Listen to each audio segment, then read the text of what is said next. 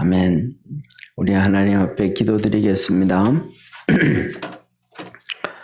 전능하신 하나님 아버지, 하나님 앞에 나와서 우리 마음 다해서 찬송하고 예배드리고 기도합니다.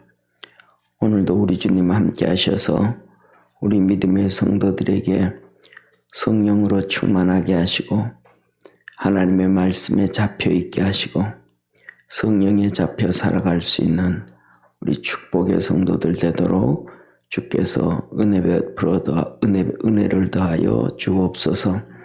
믿음 안에서 승리하길 원합니다. 하나님의 말씀 안에서 우리가 하나씩 변화되어져 가기를 원합니다. 세상은 온통 변질되어져 가는 세상에 있습니다. 사람들도 변질되고 사회도 변질되어지고 법도 변질되어지고 그래서 점점 죄가 관영해져 가는 이 시대에 우리 믿음의 성도들은 변질되어져 가는 것이 아니라 말씀 안에서 변화되어져 가는, 어제보다는 오늘이, 올해보다는 내년이 더 하나님의 말씀 안에서 변화되는 축복의 성도들 되게 하옵소서. 성령의 능력으로 함께 하시옵소서. 구원하신 예수님의 이름으로 기도드립니다. 아멘. 우리 하나님 말씀 같이 보겠습니다. 마태복음 5장 38절부터 48절까지.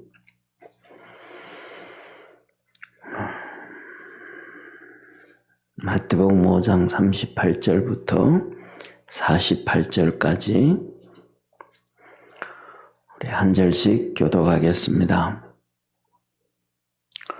또 눈은 눈으로 이는 이로 갚으라 하였다는 것을 너희가 들었으나 나는 너희에게 이르노니 악한 자를 대적지 말라. 누구든지 내 오른편 뺨을 치거든 왼편도 돌려대며 또 너를 송사하여 속옷을 가지고자 하는 자는 겉옷까지도 가지게 하며 또 누구든지 너로 억지로 오리를 가게 하거든 그 사람과 식리를 동행하고 내게 구하는 자에게 주며 내게 꾸고자 하는 자에게 거절하지 말라. 또 내 이웃을 사랑하고 내 원수를 미워하라 하였다는 것을 너희가 들었으나 나는 너희에게 이르노니 너희 원수를 사랑하며 너희를 핍박하는 자를 위하여 기도하라. 이같이 한즉 하늘에 계신 너희 아버지의 아들이 되리니 이는 하나님이 그 해를 악인과 선인에게 비치게 하시며 비를 어려운 자와 불의한 자에게 내리우심이니라. 너희가 너희를 사랑하는 자를 사랑하면 무슨 상이 있으리요? 세리도 이같이 아니하느니라. 또 너희가 너희 형제에게만 무난하면 남보다 더하는 것이 무엇이냐? 이방인들도 이같이 아니하느냐? 우리 48절 합독하겠습니다. 그러므로 하늘에 계신 너희 아버지의 온전하심과 같이 너희도 온전하라. 아멘. 예, 오늘 이 본문 말씀은 예수님의 산상수훈 5장, 6장, 7장 중에서 5장이 끝나고 이제 6장 들어가면 구제에 대해서, 기도에 대해서 이렇게 하시는데 팔복으로부터 시작해서 빛과 소금이 되라. 쉽게 말하면 빛과 소금은 다른 말이 아니고 그냥 예수 그리스도 증거하면서 살고 내가 예수 믿는다 라고 얘기하는 그 자체가 빛이고 소금이다. 우리는 성경을 보면서 앞뒤에 있는 문장, 앞에 있는 내용과 뒤에 있는 내용, 그 사이에 있는 것들을 먼저 잘 볼 줄 알아야 된다. 그때 그런 말씀을 드렸어요. 그런데 우리는 어느 순간부터 앞뒤에 있는 문장은 다 정리돼 버리고 그때 따른 한 문장, 한 단어에 포커스를 맞추다 보니까 하나님이 하시고자 하시는 말씀과는 전혀 동떨어진 그걸 보고는 신학에서 뭐라고 하냐면 토착화된 신학이다. 토착화된 말씀이다. 이렇게 표현하는 거예요. 그래서 뭐냐면 예를 들면 이런 거예요. 틀렸는데 100명이 그 틀린 것을 다 맞다고 쫓아갑니다. 신학도 그렇게 얘기하고 목사들의 설교도 그렇게 얘기하고 그런 걸 가지고 토착화된 신학, 토착화된 말씀 이렇게 하는 거예요. 틀렸는데 그게 옳다고 그렇다고 생각하면서 쫓아가고 그게 은혜라고 하면서 쫓아가는 거예요. 예를 들면 대표적인 예를 하나를 들면 너무나도 팽배한 사건이죠. 요새는 그런 설교를 많이 하시는 목사님들이 많지 않은 것 같았는데 옛날에는 참 많이 하셨습니다. 그게 뭐냐면 사람 이름을 얘기합니다. 아브라함이 변화되어서 아브라함이 되었고 사레가 변화되어서 사라가 되어졌고 야곱이 변화되어서 이스라엘이 되어졌고 베드로가 변화되어서 시몬이 변화되어서 베드로가 되었고 사울이 변화되어서 바울이 되었다. 그러면서 하는 얘기가 바울은 사울이라는 단어는 크다는 의미를 가지고 있는데 바울이라는 의미는 작은 의미를 가지고 있다.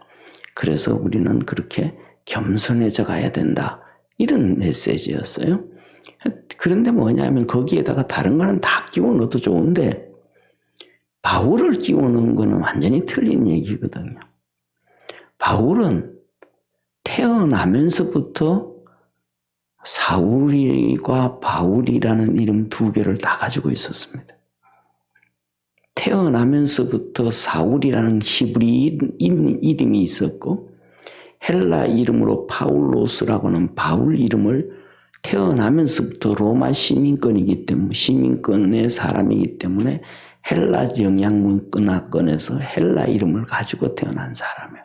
그러니까 사울이 변화되어서 바울이 된 것도 아니고 태어나면서부터 이름 두 개를 가지고 있었고 더 나아가서는 헬라어에서 헬라어를 좀 공부를 하면 헬라어에서 이 바울이라고 하는 파울로스라고 하는 이름은 그냥 이름 지어 놓은 거예요. 그냥 아무런 의미 없는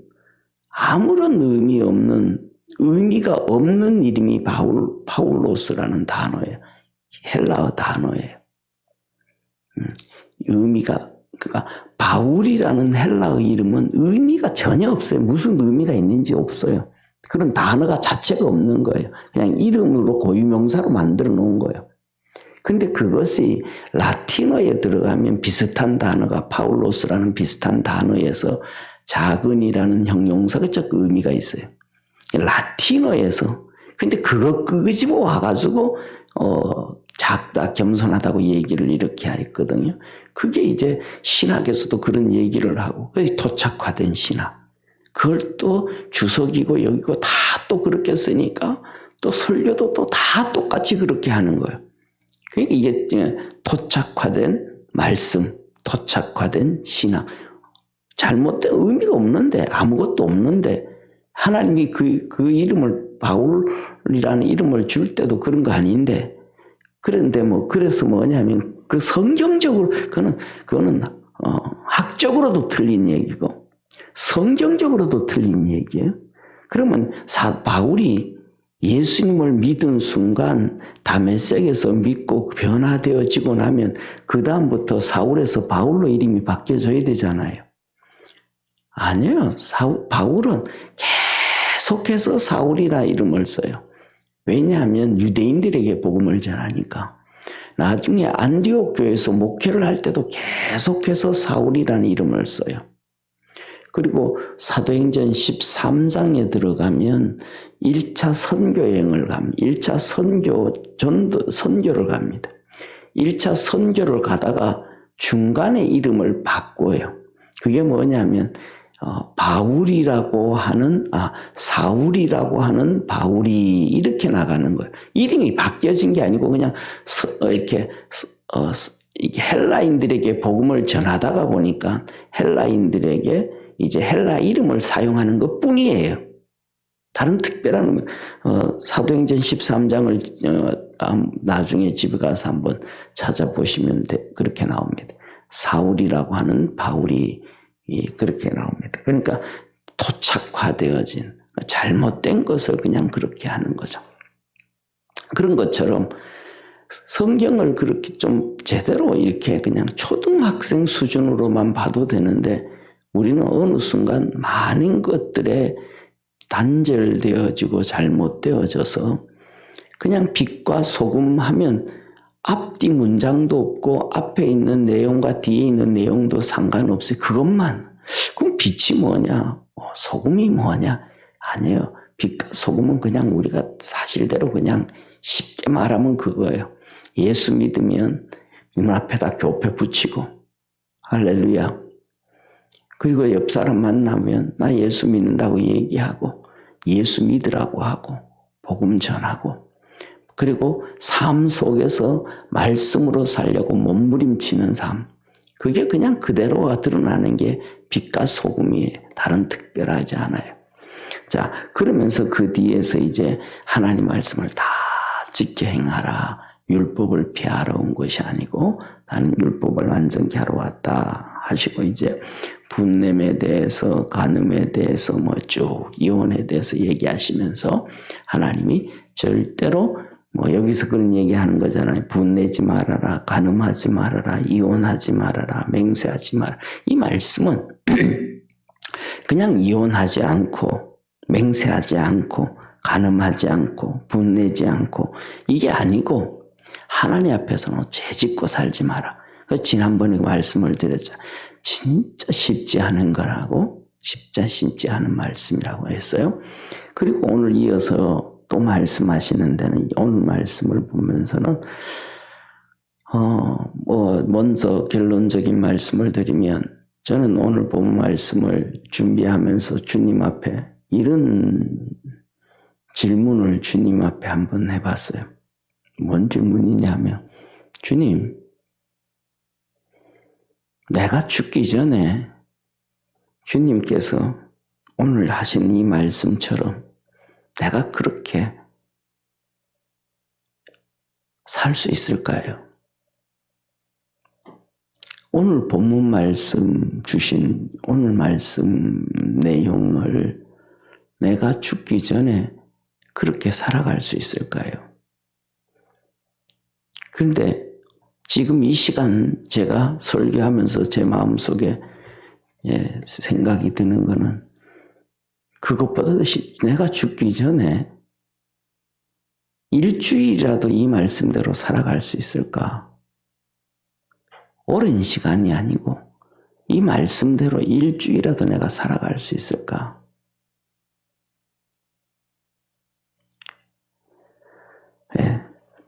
어렵다라는 얘기입니다. 이 말씀은 하나님의 자녀로 온전해져라 이 말씀이에요. 마태복음 5장 1절부터 8절부터 시작되어져서 하는 말씀인데 그래서 이 5장까지가 거의 하나가 끝나요. 48절 한번 보시죠. 한번 같이 읽습니다. 그러므로 하늘에 계신 너희 아버지의 온전하심과 같이 너희도 온전해라.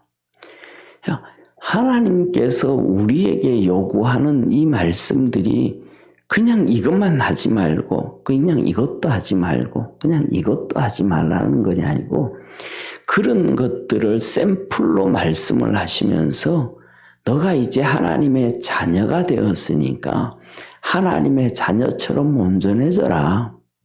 예수님이 오셔서 우리에게 너는 나를 따르라 하셨던 것처럼 그렇게 예수님을 따라가는 삶을 살아라. 그 말씀을 하시는 거야. 그러면서 첫째 오늘 본 말씀은 원수 갚지 말라. 그래서 38절에 너희가 눈은 눈으로 이는 이로 갚은다. 그렇게 들었으나 구약 성경에서 읽었고 또 그렇게 교육을 받았으나 예수님께서는 39절에 말해요. 나는 너희에게 이르노니 악한 자를 대적지 말라. 누구든지 내 오른뺨을 치거든 왼편도 돌려대며. 이 악한 자를 대적하지 말고 품어주라는 거예요. 예수님이 십자가에 못 박히실 때 그렇게 채찍에 맞으셨던 것처럼 오른뺨을 때리면 왼뺨을 돌려대라는 거예요. 누가? 대적자가. 나를 대적하는 사람이. 우리가 살아가면서 대적하지도 아닌데 친구가 뺨을 때려도 기분 나쁘잖아요. 예? 예. 부모가 자식한테 한번 때려도 자식이 기분 나쁘잖아요. 부부 사이에서 손 한번 올라가면 그날로 이혼이잖아요. 그런데 주님은 하는 얘기가 너희 그런 가까운 사람이 아니고 너를 대적하는 사람. 너 원수. 그 사람이 오른뺨을 때리면 왼뺨도 돌려대고. 이윤숙 권사님 그럴 수 있을 것 같아, 그죠? 예. 이거 어떻게, 이게 하나님의 방법이라는 거예요. 하나님 그러셨다는 거예요. 하늘을 향해 맨날 삿대질하고 욕하고 하나님 말도 안 되는 얘기 하잖아요. 하나님을 믿을 바에는 내 주먹을 믿으라부터 시작해가지고 그 기계에 집어넣으면 그냥 다 망가지는 주먹 그걸 믿을 것도 못 되는데 그러면서 막 그런단 말이에요. 그래도 하나님이 천년이 하루처럼 하루가 천년처럼 그냥 가만히 계시는 거예요.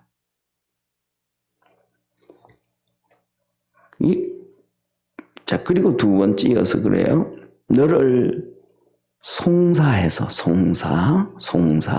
고소해가지고 네 것을 빼앗아 가려고 고소를 하는 거예요. 내 것 빼앗아 가려고. 내 것을 빼앗아 가려고 고소를 해서 송사를 해서 속옷을 가지려고 하면 겉옷까지 가지게 하고. 그런 놈은, 나쁜 놈은 어떻게 해야 돼요? 능지처참을 해야죠. 그런데 뭐라 그래요? 그 나쁜 놈이 송사를 해서 고소를 해서 내 것을 빼앗아 가려고 그러면 속옷만 주는 게 아니고 겉옷까지 그래 알아줄게. 그게 어떻게 그럴 수 있냐는 거예요.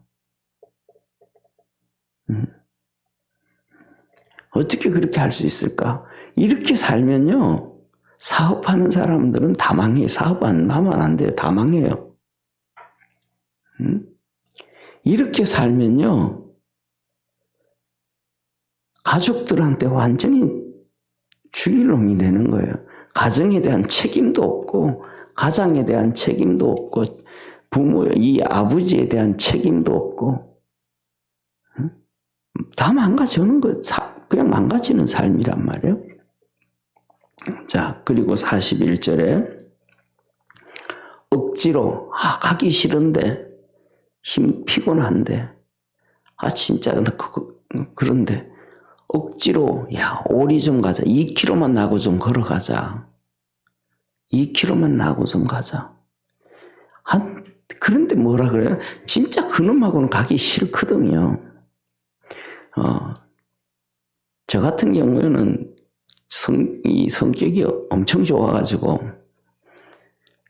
제가 성격이 엄청 좋아가지고, 마음에 안 드는 사람하고 앉아있으면 소화가 안 돼요. 그래서 아예 밥을 못 먹어요. 차라리 굶는 게 훨씬 나아요. 엄청 성질이 좋죠. 그런데 그런 놈이 나보고, 우리 2km 같이 걸어가자 얘기하면서 뭐야 진짜. 그런데 주님 뭐라 그래요? 2km 걸어가자 그러면 14km 걸어가줘라. 어찌 그렇게 할 수 있겠어요? 길집사님은 가능하겠죠. 다 얼굴에 다 그렇게 가능하다고들 다 써져 있습니다. 저만 빼놓고. 자, 그리고 그 다음에는 이렇게 42절에 이렇게 말씀하셔요. 구하는 자에게 주고 내게 꾸고자 하는 자에게 거절하지 말아라. 아니 내 코가 석자요 내 코가 열자인데 이 염치 없는 놈은 없는 사람한테 맨날 손 벌려요. 아니 좀 말이죠. 이병철 회장이라든지 정주영 회장한테 가서 손 벌리면 될 텐데 꼭 가난한 사람한테 자기 코가 석자고 막 힘들어 죽는 사람한테 와서 도움을 요청해요. 그런 경우 많잖아요. 그죠? 어떤 때는 주머니에 용돈이 있을 때는 얘기도 안 하다가 용돈이 다 떨어지고 돈이 아쉬울 때 야, 돈 좀 빌려줘라 해야 되잖아요. 이게 꼭 그래요. 그런데 주님 뭐하는 구하는 자에게 주고 꾸고자 하는 자에게 거절하지 말아라. 사랑하는 성도님, 여기에 이 6가지 대적자, 원수를 대적하지 말고 악한 자, 그를 대적하지 않고 오줌밤을 때리면 왼뺨도 들려대고 송사로 내 속옷을 빼앗으려고 하면 쉽게 말하면 그렇잖아요. 속옷 값이 얼마나 비싸겠어요. 해봤자 뭐 그냥 2, 3만 원 되지 않겠어요. 더 비싼 것도 있겠죠. 그런데 겉옷은 진짜 비싼 게 있잖아요. 값 차이가 비교 안 되도록 가격 차이가 비싸단 말이에요. 10배, 10배, 100배는 된단 말이에요. 응? 진짜 비싼 양복은 한 벌당 몇백만 원, 뭐 몇천만 원짜리도 있으니까. 그런데 그 속옷 빼앗으려고 그러면 겉옷까지 준다 그러면 10만 원 빼앗으려고 그러면 100만 원 더 내준다. 그렇게 살아갈 수 있어요? 여러분들이 이 말씀 가지고 이 말씀을 보면서 죽기 전에는 가능하시겠죠. 그죠? 지금도 그렇게 살아가는 부분들이 또 있으니까 참 쉽지가 않아요. 자, 그 다음에는 두 번째 43절부터 보면 이제는 그렇게 양보하고 희생하고 베푸는 것뿐만 아니고 이제는 사랑하라는 거예요. 사랑. 43절에 또 내 이웃을 사랑하고 내 원수를 미워하라 하였다는 것을 너희가 들었으나 44절에 나는 너희에게 이르노니 원수를 사랑하며 너희를 핍박하는 자를 위하여 기도해라. 원수를 사랑하래요. 아니 요새는 가족도 안 사랑하고 부모도 안 사랑하고 자식도 안 사랑해서 다 버리고 도망가는 시대가 되어 버렸는데 하나님이 원수도 사랑하래요. 그래도 참 천만다행히 우리 삶 속에 원수가 별로 없다는 사실입니다. 그렇잖아요? 길 집사님 원수 있어요? 예, 뭐 있어도 얘기하시면 안 됩니다. 사실은 우리가 원수 같은 원수가 그렇게 흔하지가 않다는 거예요. 근데 그 원수를 사랑하래요. 너희를 핍박하는 자를 위해서 기도하래요. 저건 정말 어렵거든요. 성경에 보면 시편을 보면 저는 시편을 정말 좋아합니다. 왜 시편을 좋아하냐면 시편을 읽다 보면 속이 뻥 뚫립니다. 시편을 읽다 보면요. 제가 하고 싶은 것보다 10배, 100배 욕을 많이 합니다. 그래서 시원합니다. 다윗이 시를 쓰고 시편을 기록하다가 보면 다윗 시편을 보다 뭐라고 하면 하나님 저 원수 같은 놈은요. 그냥 가다가 벼락 맞아 죽는가 그거는 뭐 우리 한국 수준 그거보다 더 하고 이렇게 말합니다. 그 마누라는요. 마누라와 아이들은 고아가 되고요. 아내가 살아있으면 아이들은 고아가 아니잖아요. 엄마가 아직 살아있으니까. 그래도 고아가 되고요. 뭐예요? 버림당한다는 거예요. 저 원수는 그 아내와 그 자식들이 고아가 되어지고 하여튼 뭐 비로 먹게 되어지고 뭐하고 대대로 그렇게 되게 해주옵소서 하고 그렇게 기도를 하거든요. 그런데 저는 그렇게까지는 기도 안 했어요. 시편의 다윗보다는 제가 훨씬 더 인격이 좋은 것 같아요. 예. 그런 막 정말로 막 상상하기도 어려울 정도의 그 저주스러운 기도를 합니다. 다윗이요. 사랑하는 성도님, 하나님은 그런데 뭐냐면 시편에서는 원수를 그렇게 저주하는 기도를 다 들으시고 예수님이 우리에게는 원수를 사랑하래요. 핍박하는 자를 위해서 기도하래요. 45절에는 그럴 때 하나님의 아들이 된답니다. 다시 말하면 위에 있는 이런 모습, 위에 있는 모습들, 너희 대적자, 원수에게 선을 베풀고 원수를 사랑하고 그렇게 할 때 하나님의 아들의 삶이라는 거예요.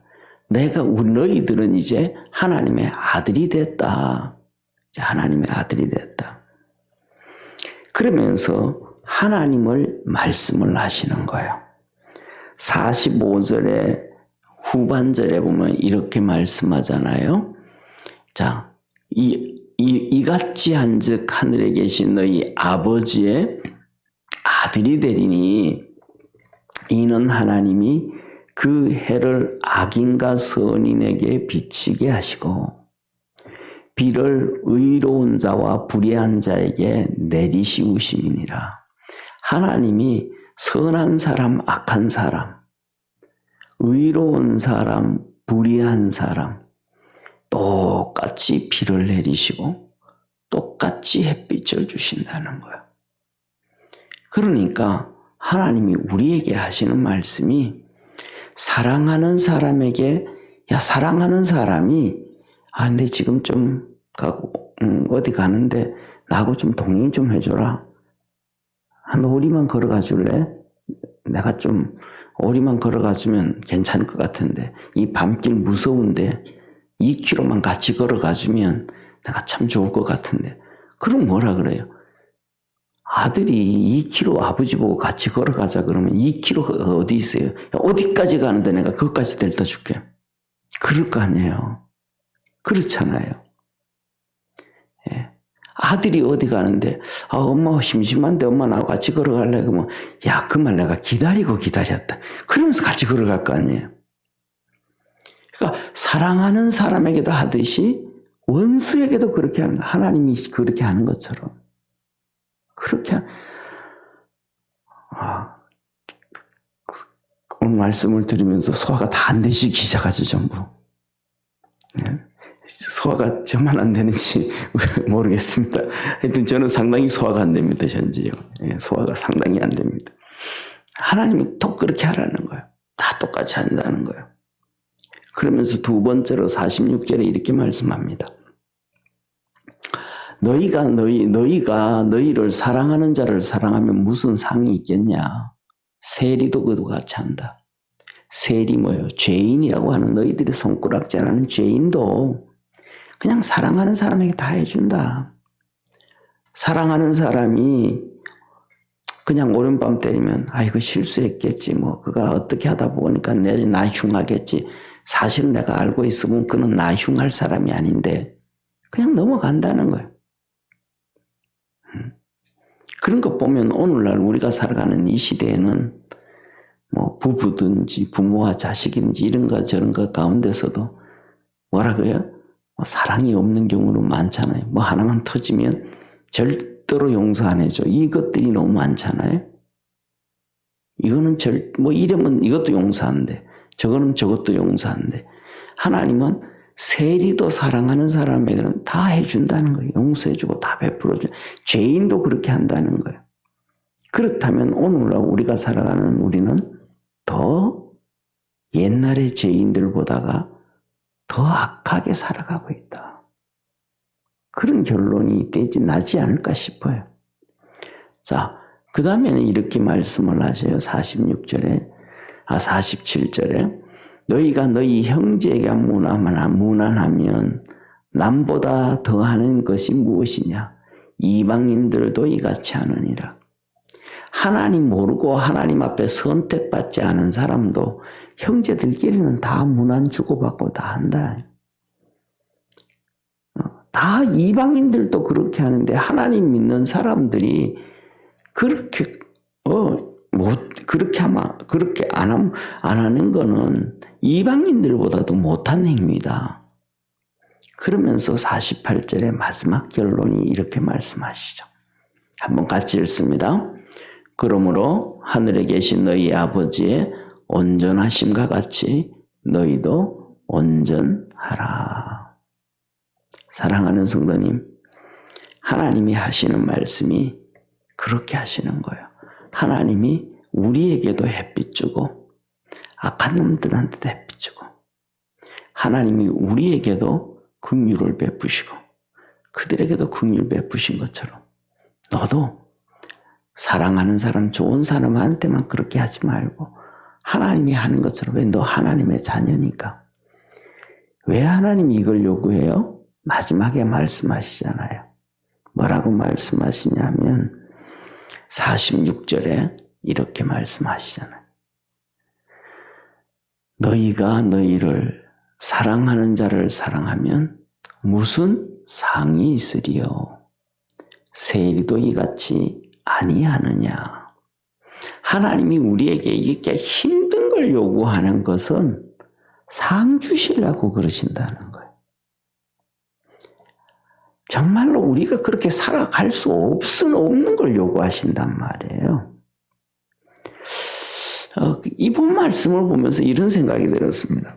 하나님께서 에덴 동산에 아담과 하와를 하나님의 형상과 모양으로 만드시고 선악과를 따먹지 말라 그러셨는데 그것도 하나님이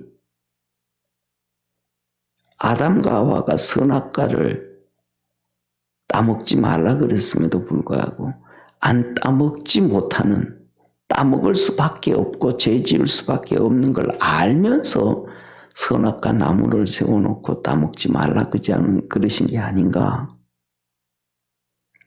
오늘 우리가 살아가는 삶에서 오늘 말씀하잖아요.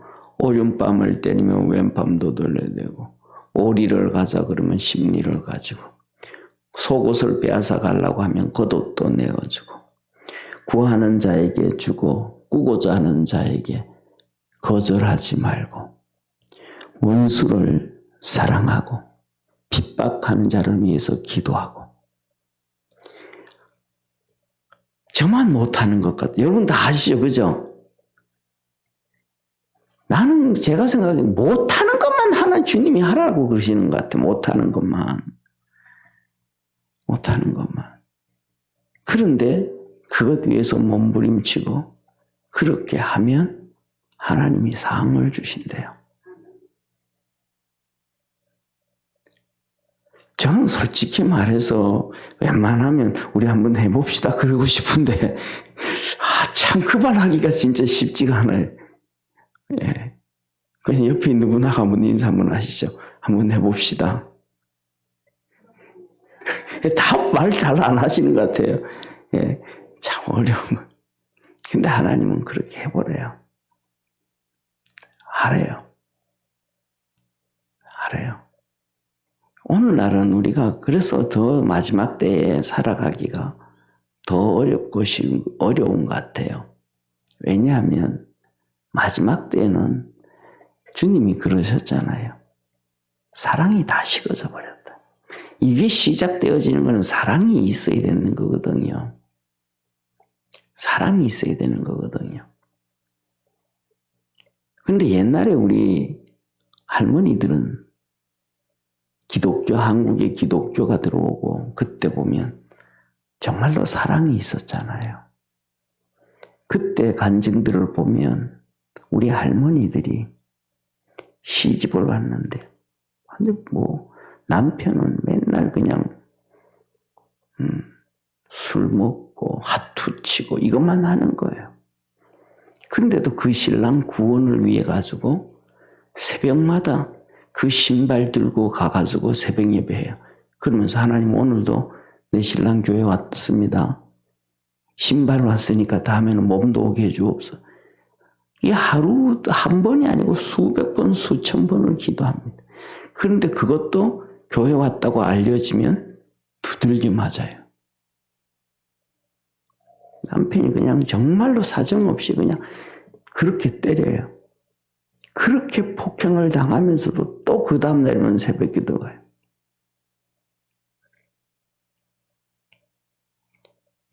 제가 간증 하나 들은 것 중에 하나는 뭐냐면, 그렇게 밤새도록 술 먹고 밤새도록 놀다가 새벽에 신랑이 집에 들어온 거예요. 그러니까 그 시간에 부인은 교회가 새벽 기도 갔죠. 그런데 새벽 기도 갔는데 들어오는 완전히 술 취했으니까요.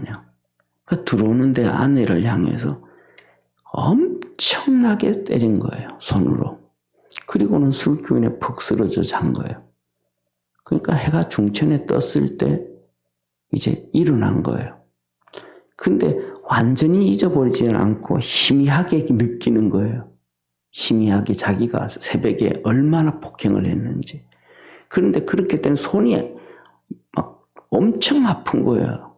자기 손이. 그래서 이 사람이 그때서 두려움을 느낀 거야. 아내는 죽었겠다. 그렇게 맞고 살아있을 수는 없겠다. 갑자기 두려움, 공포가 쑥 찾아온 거야. 그래서 이 사람이 갑자기 술이 다 깨고 막 몸이 이렇게 찌뿌듯하는 게 다 사라지고 아내를 찾기 시작하는 집. 아무리 찾아도 없는 거야, 아내가. 그래서 막 그냥 결국은 집 나겠구나. 거의 뭐 안 죽었으면 집 나겠구나 해가지고 동네를 다 찾았는데 거랑에서 방망이질하면서 빨래하고 있는 거야, 이 부인이. 그래서 놀라서 가가지고 봤더니 괜찮은 거예요. 그래서 자기가 물은 거야, 아내한테. 내 분명히 손이 이렇게 당신한테 폭행한 것 같은데 그전에도 수도 없이 때렸으니까요. 때는 거는 뭐 그전에 수도 없이 했는데 이번 너무 상상을 초월할 정도로 자기도 감당이 안 될 정도로 했으니까. 그런데 하나님이 지켜준 거예요. 그래서 그 남자가 그래서 예수 믿고 돌아와가지고 고백하기를, 내가 그렇게 때렸는데 하나님이 내 아내를 보살펴줬다, 막아줬다. 그래서 안 죽었다. 그것을 통해, 그 사건을 통해 아주 자기가 예수 믿었던 간증을 하거든요. 그거는 뭐예요?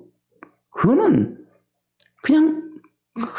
그냥 사랑이라는 그 단어 하나 이외에는 다른 게 없어요. 영원히 불쌍해서 사랑하는 거든지 어떤 모습의 사랑이든지 사랑이라는 단어 하나밖에 없어요. 만일 오늘날 그러한 것에 뭐 10분의 1, 100분의 1만 그래도 다 끝났죠. 마지막 때가 되면 뭐예요? 사랑이 다 없어져 버린대요. 그리고 오직 돈, 그리고 오직 지식. 이런 상황에서 오늘 하시는 말씀, 이 말씀대로 우리가 지키고 살아가기가 정말로 어렵죠. 쉽지 않죠. 정말 어려운 하나님의 말씀 잘 지켜서 주님 앞에 갔을 때 큰 상 있기를 주의 이름으로 축원합니다. 기도드리겠습니다. 전능하신 하나님 아버지, 하나님은 우리에게 말씀합니다. 내가 온전하니 너도 온전하고 내가 거룩하니 너도 거룩해라. 전능하신 하나님 아버지, 우리가 이렇게 살아갈 수 있었으면 얼마나 좋겠습니까? 정말로 주님께서 베드로와 요한과 야고보에게 말씀하신 것처럼 마음은 원인데 육신이 약하다 하셨던 것처럼 우리가 감당하기가 참 힘들고 어려운 말씀입니다. 우리에게 성령을 부어주시고 성령의 감동으로 사로잡아 주시고 그래서 하나님의 말씀을 하나씩 하나씩 지키고 이루어갈 수 있도록 도와 주옵소서. 잠언의 아구리 하나님 앞에 기도를 합니다. 하나님, 내 죽기 전에 서너 가지 꼭 응답해 주옵소서 하면서 기도했던 것처럼 우리도 이 하나님의 말씀을 보면서 주님 앞에 서기 전에는 이 말씀 지키며 살아갈 수 있는 우리 축복의 모든 성도들 되게 하옵소서. 구원하신 예수님의 이름으로 기도드립니다. 아멘.